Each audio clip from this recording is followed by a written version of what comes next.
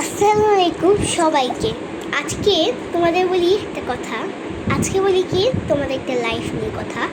আমি অনেক দিন ধরে একটা ব্যাংক জমাচ্ছি আমার একটা হজের জন্য, একটা বিদেশের জন্য, আর একটা আমার পড়ালেখার জন্য। এটার জন্য আমি খুবই এক্সাইটেড। আমি এখন সাজুগুজু তোমাদের সাথে কথা বলছি। আচ্ছা, তোমাদের সাথে একটা কথা বলেই বুঝলাম। আচ্ছা, ওটাই করলাম।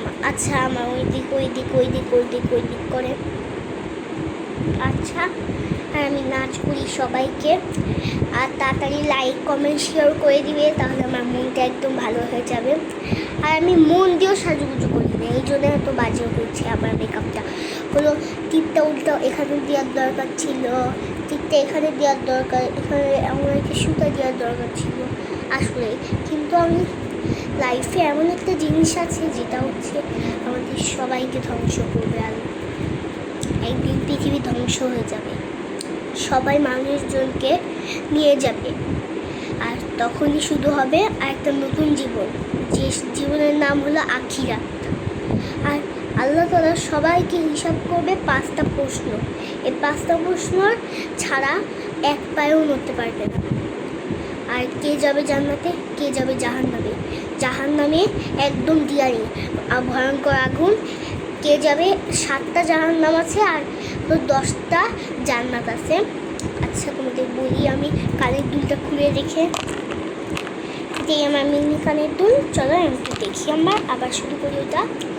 আর হলো সবাই মরে যাবে সবাই, তো তখনই আমাদের পৃথিবীর ধ্বংস হয়ে যাবে। হলো সবাই মরে যাওয়ার থেকে কবর থেকে উঠবে। তারপর কে জান্নাতে যাবে, কে জাহান্নামে যাবে।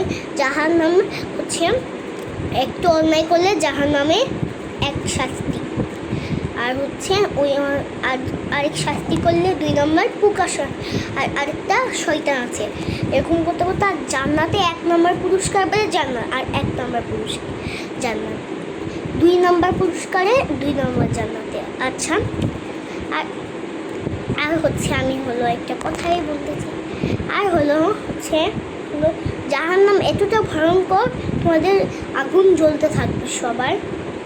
তোমরা সবাই আমার শুধু নামাজ কালাম করো, আর কখনো আল্লাহর কথা চলো না, এখন চলো আল্লাহ।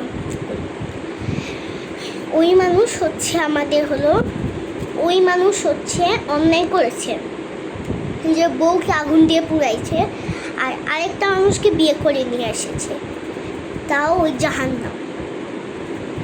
আর আরেকজন আরেকজন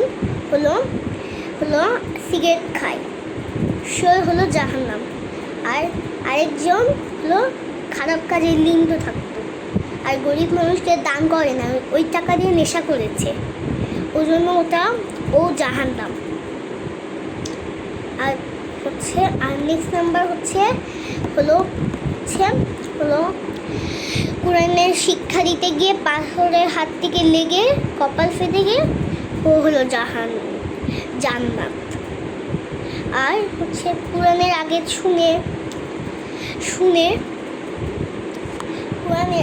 শুনে নামাজ কালাম আর আল্লাহর কাছে ক্ষমা চেয়েছে, সেও জান্নাতে।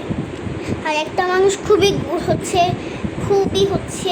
একটা গর্বিত, তো ওই মানুষটা ওই মানুষটা গরিব, আর সব টাকা জমায় গরিব মানুষদের দান করে, খয়রাত করে, আর নামাজ কালাম করেছে। আচ্ছা, এই ব্যাপার। আজকে এই ব্লগটি এই পর্যন্ত। যদি ভালো লাগে অবশ্যই টাটা।